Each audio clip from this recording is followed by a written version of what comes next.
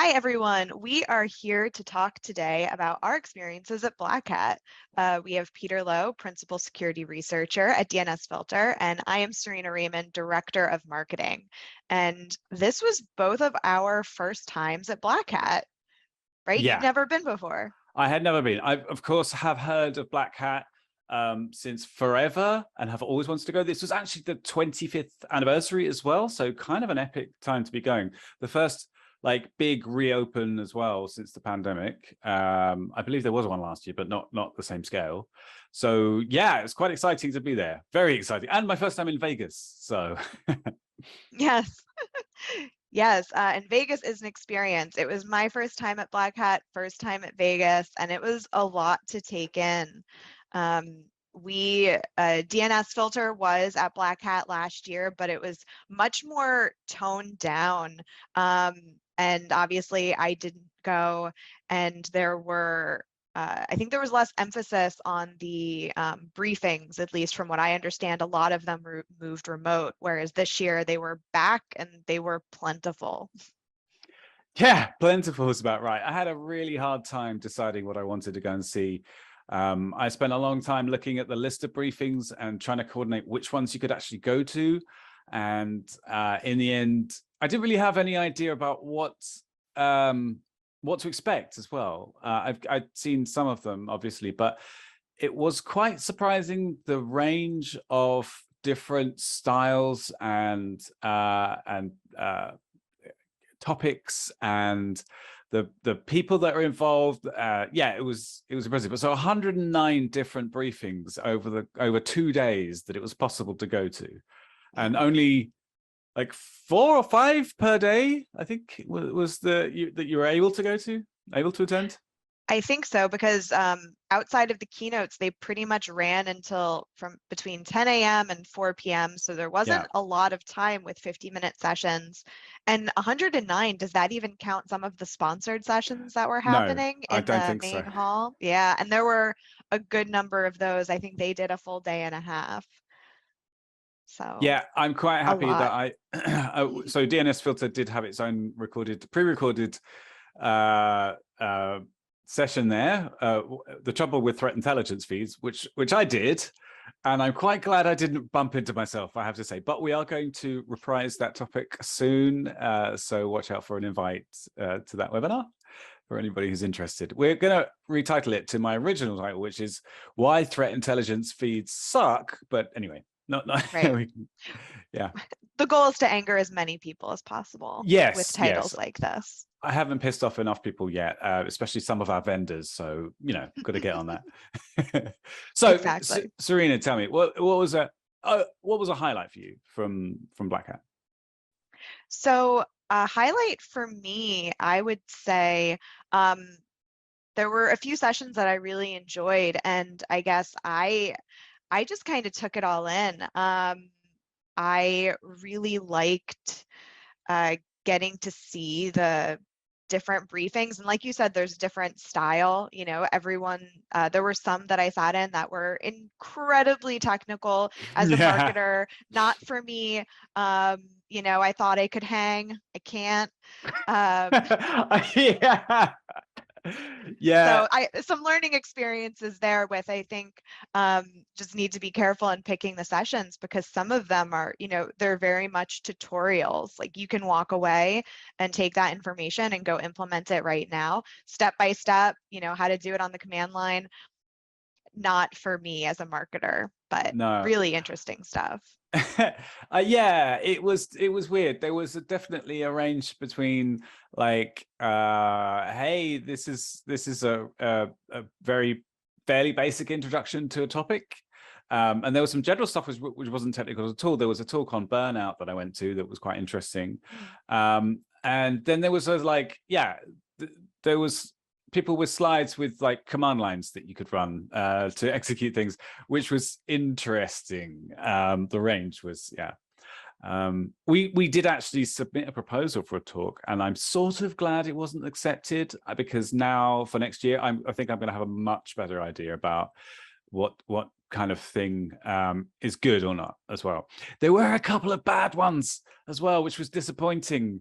I don't know if that was just my choice of topic, but I won't mention any call anybody out in particular, but but lower quality than I was expecting for something like Black Hat. Mm-hmm. Uh, Yeah, that is interesting. And I think part of it is definitely about your familiarity with the topic. If you go into a topic that you're super familiar with, and then the information you're provided is nothing new, it can, it's kind of a downer yeah, in that regard. But I understand some people, they're learning it for the first time. I So it's a I mixed bag for sure. Yeah, I will say though that credit to anybody who was speaking at Black Hat, because standing up on a stage like that and talking to that many people at once, I think it is absolutely terrifying. Some people are naturals; they're really good at it. But I think in particular, since doing a lot of remote stuff lately, I did a talk not too long ago, and that was only in front of like 60 people, and it was fine, but it was really weird to get back up on stage in front of people. So doing a talk like that in front of with the mic and everything, yeah. Oh yeah, that's intense. And there were a few Black Hat talks that I went to, and it was called out that it was the person's first time speaking at Black Hat, and I Wow, think okay. it might have made them more nervous. I felt a Yeah, little bad that someone said that, because it kind of, sets the audience up for what they can expect. And yeah, yeah, but I think all of the speakers that I saw did a great job. Yeah, it takes a lot to get up on that stage, especially, even some of the smaller stages, they're huge, they all have the 3 TV screens going on with their presentation, everything's being recorded. It's a lot. yeah. So I think I just want to actually, there was one of them that I really liked, which was trying to find the name. Sorry about doing this here. The talk was called "Scaling the Security Researcher to Eliminate OSS Vulnerabilities Once and for All." And I'm trying to find the details because I'd like to name here we go. Sorry, Okay. excuse me Did here. they succeed in eliminating They OSS didn't know. vulnerabilities once and for all? No, not quite. No, I think Okay. the topic may have been a bit reaching a little bit far there. But so yeah, this was by Patrick Way, who's a senior software engineer at Modern, and Shyam Mehta, who's a OSS security research intern at the Dan Kaminsky Fellowship, Human Security. Human were all over the place at Black Hat as well. I saw a lot of T-shirts with their logo on. So it was a really interesting talk about how, unfortunately, it wasn't specifically related to DNSFilter, but I do want to talk about it because I think it has some applications to what we can be doing. There was the guy who was doing some research, and he came across an issue, and he wanted to fix it. So he did, and then he used GitHub to search for this specific issue, and found thousands of repositories with the vulnerable code in it. And you can do this with GitHub's CodeQL. So you it's a bit like I don't know, SQL or something like that, where you can search across all the code bases. And what he did was he came up with this idea of mass pull requests, where using the API in GitHub, he created a patch to thousands of different repositories and submitted them all at once. And it was really interesting to hear about what he had to go through to do that, because initially he would he used a tool to create a patch, but it was all in different languages, and it was modifying an XML file, so he had to pass the XML, and then what he did to make sure that it was really interesting. I love this idea about mass patching though, mass pull requests. I think that has some interesting possibilities. So what do you think from a marketing perspective? Have I already lost you, Serena? Right. I was going to say that might be one of those talks that I just had to leave early. Oh, wow. No, I think that's no, I think that's really fascinating. Because obviously when talking about patching, you always think of, a single item, single Yeah. element. So this would be just the ability, if it was multiple things at once, and pushing all of that live. Yeah. That's It's really interesting. it is a kind of fascinating. So I think that's where the title came from, scaling the security researcher to the last part, eliminating OSS vulnerabilities once and for all, is total clickbait. Sorry, buddy. Sorry, guys. But yeah, I think, but hey, it got me in the room. So I guess it worked. Right. I guess, yeah, that's part of it. And actually, that's something I want to talk a little bit about that I saw at Black Hat. And I saw some other marketers to point this out, but there were a lot of claims this Oh, year, a yeah. lot of like 100% mitigation, you know, there were a lot of 100% or like total protection type claims that I find really interesting, because I think it's really, really risky from, you know, a vendor perspective, but also for the, you know, the person who's buying that security. Well, Yeah. if I could just give a bit of kudos to our MSP evangelist, Mikey Pruitt, who, so I'm not a huge, I mean, I use Twitter, right? I'm not a huge social media person. And I don't really use LinkedIn a whole lot. But he made a little video for LinkedIn, which was the about how to truly secure your mobile device. And I really liked it because I think it was genuinely the only way that you can properly make sure that it's not going to be vulnerable to attack. And he, in the video, he picked up his device and threw it in a lake. And I think that is basically the only way you can. But other than that, yeah, there's no silver bullet. There's no panacea to security stuff. So all these claims that we'll solve all your problems. I mean, come on, guys, really? It's Black Hat. Like, right. And registration was getting attacked like crazy, and there were tons of threats. I can talk about my favorite talk in a little bit, but yeah, we're gonna hear about this so much. Yeah, really fascinating. But yeah, I just don't think any vendor can make claims like that, especially when we exist in a security ecosystem. So we can all do our part to, you know, mitigate the threats that we come in contact with, you know, at whatever layer we're working at, and we can all work together. But I think any vendor, you know, who's claiming this 100%, and there was a good bit of it. I won't say any names, but I saw it.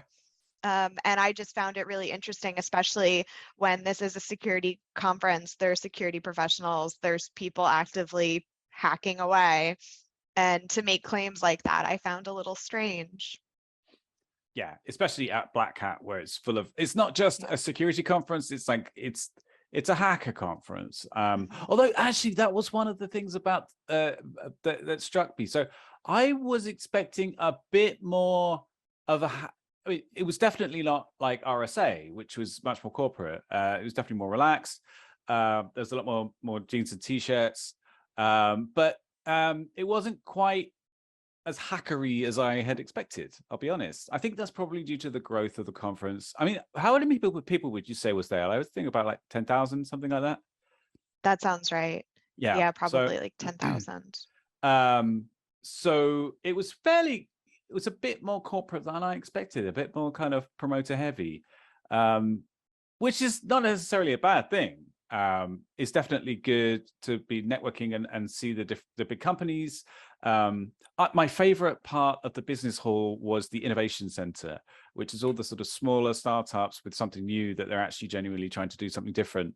I like that kind of wandering around there and seeing the densely packed ideas coming from. That was much more fun than the big stands where they were doing. There was one stand there with some a boxing fight that happened at intervals, which is a bit over the top, I thought.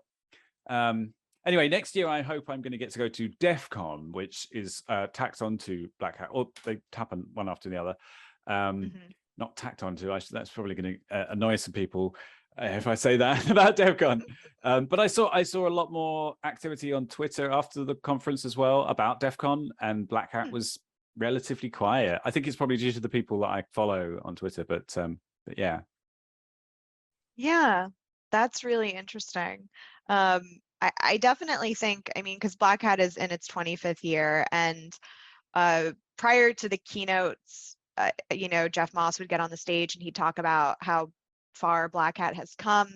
And prior to Thursday morning's keynote, which was with a journalist, which was the first time ever. So I think that kind of speaks to what you're talking about, that a journalist gave a keynote at Black Hat, and talking about relationships between security vendors, hackers, and the media, journalism, and kind of this shift over the last 25 years. There's definitely, as tech has grown so much, I think now journalism, cybersecurity go way more hand in hand than they ever did before. And I think that is part of what you're talking about, where it's just a little more corporate. It's a little less hackery. You know, companies are there, they're making statements. There's a lot of press, and probably more than there ever has been in the past. Yeah, they might need to change the title of the conference to like Black Hat and Business Card or something like that, instead of just Black Hat, because that maybe not too authentic anymore. No, it was still a lot of fun, and I tell you what, I actually did meet up with a journalist while I was there, and that was one of the highlights for me as well. And sorry about the technical difficulties that we just had there. Technology. Anyway, yes, so I was just talking about how at Black Hat there was this, you know, there was these huge scale presentations and boxing fights in the business hall and massive keynotes with thousands of people. And then there were the sort of one-to-one connections that I made there, which was fascinating. You know, I bumped into a really interesting person at Starbucks, who was complaining about the fact that their toasty was like molten lava, and turns out that she was an expert in healthcare security on IT devices, which is fascinating and really interesting. And meeting with the journalist that I'd been speaking to on Twitter was brilliant. And then everything in between, you know, so the kind of the smaller talks, which weren't so well attended, but really interesting topics, the Innovation Center, and yeah, it was, I think that was, I think, as the wide-eyed newbie who's going to his first Black Hat, you know, very excited. I think that was my main takeaway, was just the range of different things that we got to experience there. And I think it's going to prepare me much better for next year in lots of different aspects. So I'll be able to see have an idea about which talks to go to, and what kind of section of the business hall to focus on, and that kind of thing. Yeah, being involved with Black Hat from afar, you know, planning it or just helping with any of the different elements, and then going to it are two totally different things. Actually seeing what it's like, you know, everything from like how far you have to walk to organizing your briefing schedule. Oh my God, sorry to interrupt you. I know I keep going on here, but oh my God, I walked at least 10 or 12 miles every day. Just crazy amount of walking. I actually, I'm not sure I should give away my idea for the best piece of swag for Black Hat. Keep it to yourself. All right, okay. But I've said it now. I can't let people hanging, right? I think. Well, actually, I'll tell you what. If anybody else is going to do it, then at least they'll be there at the conference. I think the best piece of swag that would bring people to your booth would be insoles, branded insoles, because wow, my feet were aching by the end of the day. Yeah, everything was a trek. From just first of all getting to the business hall, and then also figuring everything out within sessions. I was actually impressed that we did not get a physical map. I don't know if you were also. It was my first thing. It was my first. The first thing I looked for was a printed out version of the map. And someone said to me, "Oh, but you know, that's just a waste of paper." Then I thought, but no, it's not. And the map that they had on the website was lacking. You know, you couldn't search for vendors. Well, the first thing I wanted to do was get a list of vendors, find out the ones that I'd be interested in, and then plan my route. And it was very difficult to do that. I actually brought highlighters with me because I thought we would get given a printout when we were there, but it was pretty terrible. Hey, I don't want to slag off the organizers too much. Right. Well, I mean, feedback for next year, physical maps are helpful. Yeah. Also, if you're having internet difficulties, bringing up that map was sometimes difficult and you had to zoom in, and that was a little challenging. But I managed, I found my way around. But for me, it was figuring out where all of the different briefings were and all of the different naming conventions at Yeah. Mandalay. Yeah, the Mandalay Hotel was an interesting experience. Vegas itself and the Mandalay, the MGM series of hotels and places that were all connected was mind-boggling. I think there was one day where I didn't go outside the whole day. It's so easy to just not step out into the fresh air. Although it was very hot at the time. Very cool flash flood that we had that one night as well. That was amazing. Yes. Sorry, this is not really about the technical details, but I was staying on the 12th floor and it was like 10 o'clock at night, I think, something like that. And they had this big, massive peal of thunder and then saw a wall of rain coming across the Vegas. Very, very cool. Anyway, back to the tech stuff. So tell us about this. Sorry, I deleted you here, but tell us about your favorite briefing. Yeah, so my favorite briefing, it was called the 8th Annual Black Hat USA NOC Report. And it was just literally about how the lead team of the NOC at Black Hat built it. And the way they described it is that they replaced everything in Mandalay except for the wires and the walls. They took out the switches, they set up, routers, everything. They were powering 10,000 devices. And they set up visualizations and dashboards, and they had all of this to share and some details from the week, which was really interesting. Oh my God.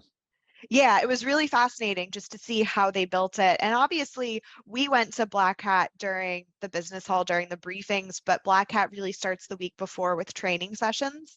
So a lot of it was around the training sessions that were happening, the instructors, putting their classes together.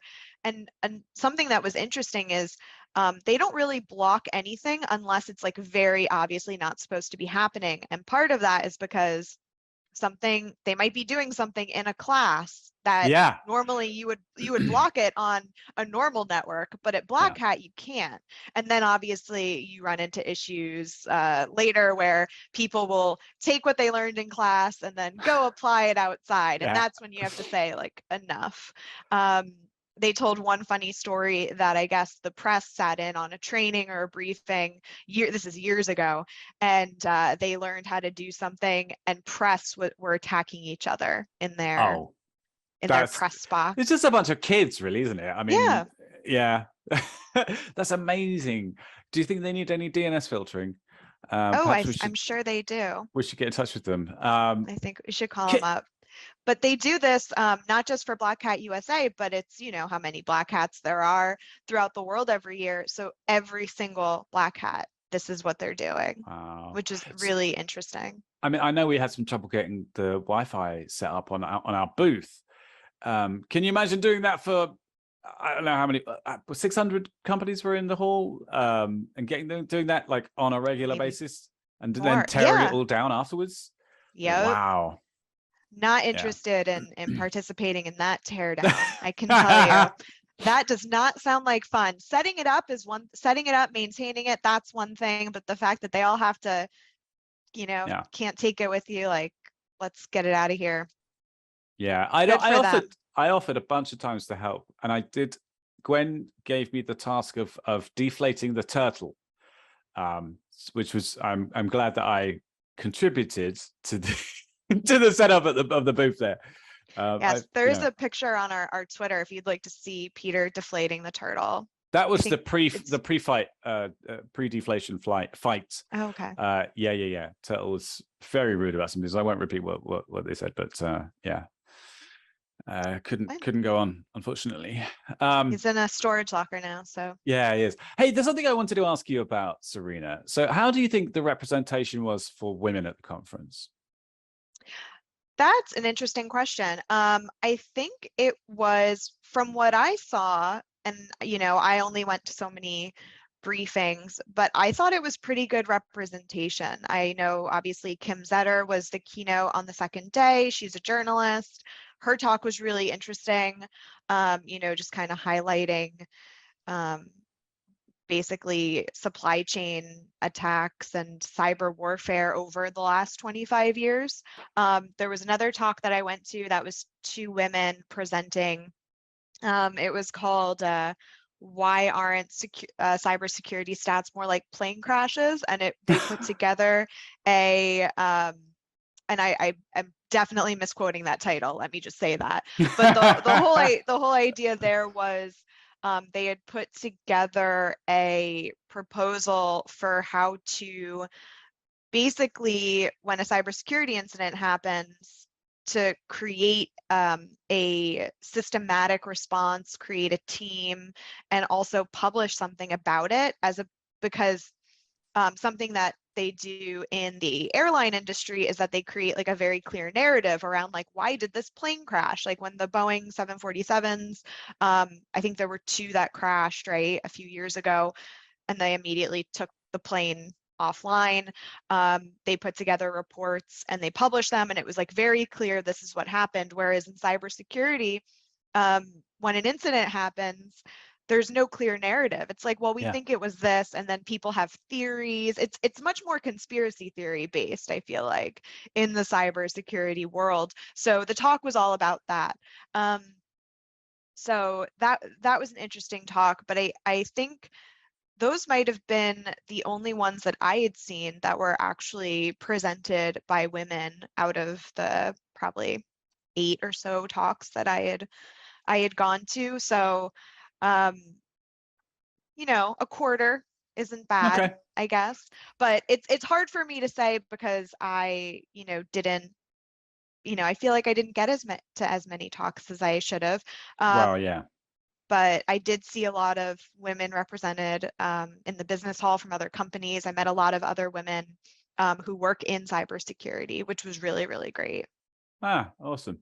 That's good to hear. The reason I ask is because I heard some particularly positive news about DEF CON, which I definitely want to go to next year if I can. And one of the quotes I read was there was a queue for the women's bathroom. Which is a good sign for a conference, because usually it's empty because there's just aren't that many people there. I mean, I don't think I came across any queues for any bathrooms at Black Hat, but for DEF CON there was definitely that. So it's kind of a nice thought. Yeah. Okay, that is a fair thought. I wonder if they have fewer locations though, because with Black Hat you're so absolutely spread out. Because I did not see any queues either. So no, I don't think that particular metric was applicable to Black Hat, but it was just a kind of interesting note. So I was curious what you thought about that. So for me as well, I think it was so from your perspective as a marketing professional, as our director of marketing, our overlord of marketing, wow. how would you rate the overall, I don't know, swag and presence of different companies? How do you think they did as an effective marketing tool? All companies, ranked them, all the ones I saw together. Just your sort of general impression. Do you think there was a good effort? Yeah. They're overall, like there were some companies I was very impressed by. Some companies I want to steal their ideas. You want in a to way that I wouldn't you're actually going steal. to. Isn't that how marketing works? Yeah. Just borrow. We'll say borrow ideas. I mean, that's all marketing does. We see something that someone does and we say like, oh, we could do it, but we could do it this way. Better. So better, yes. But we saw a lot of really interesting creative activities at the booth. Giveaways. There were some giveaways that I think work well on the floor of Black Hat, but in reality don't really work when you need to bring it home on a plane. Yeah. Oh my God, yeah. I had to leave behind a really nice beach towel that I love, but I just yeah, it was really nice. Bummer. Yeah, it's a shame. It was just too big. It's too big. Couldn't put it in my suitcase. I should have brought like a big suitcase, but Yeah, sorry. Yeah. I Somebody interrupted I you. ran into said they had to buy more luggage to bring all the stuff home Oh, wow. Okay. No, no, because that's they were going a bit grabbing too so far, much isn't stuff. it? Yeah. And I took a little bit of swag. I am generally, I try to go swag free. I like stickers, I like pins. I try to get smaller things, but there were some bigger things that I was like, well, I need Very this. sensible. Very sensible. Yeah, I Uh, try. okay, sorry, I interrupted you before about your marketing assessment. No, I mean, overall, I think there was some interesting stuff. I really liked, there were some booths that were two-tiered that I thought were really interesting.